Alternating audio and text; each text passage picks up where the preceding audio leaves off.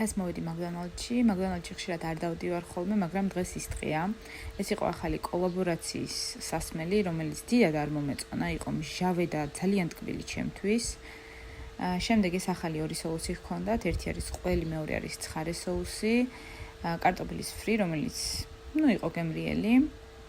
შემდეგ ქათმის ნაგეცები. იაპონიაში ქათმის ნაგეცები მართლა ძალიან გემრიელია. თმას ვისწორებთ აუცილებლად. ეს არის ყველის соуსი და სხვათა შორის ძალიან კარგად მოუხდა ამ ნაგეტს. გიждები ყველაზე სხვათა შორის. ძალიან გემრიელია. მეორე соуსი იყო ცხარე соуსი.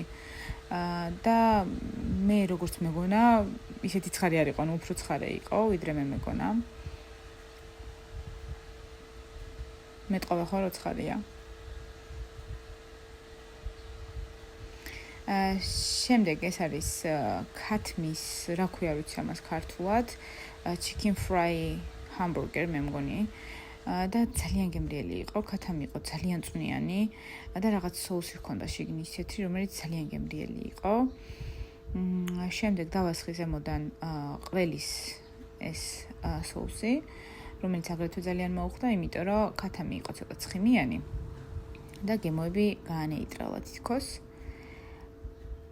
შემდეგ შევუკვეთე მეორე ჰამბურგერიც, რომელშიც არის ხორცი და ჩემთვის ცოტა არასასიამოვნო გემო ჰქონდა, მარილიანი იყო და რაღაც მომჟავო соуსი ჰქონდა შიგნით. ეს იყო ახალი კოლაბორაციის მენიუ და იაპონიაში როდესაც მიდიხართ 2 ან 3 ადამიანი არის 2-ისთვის და 3-ისთვის მენიუ.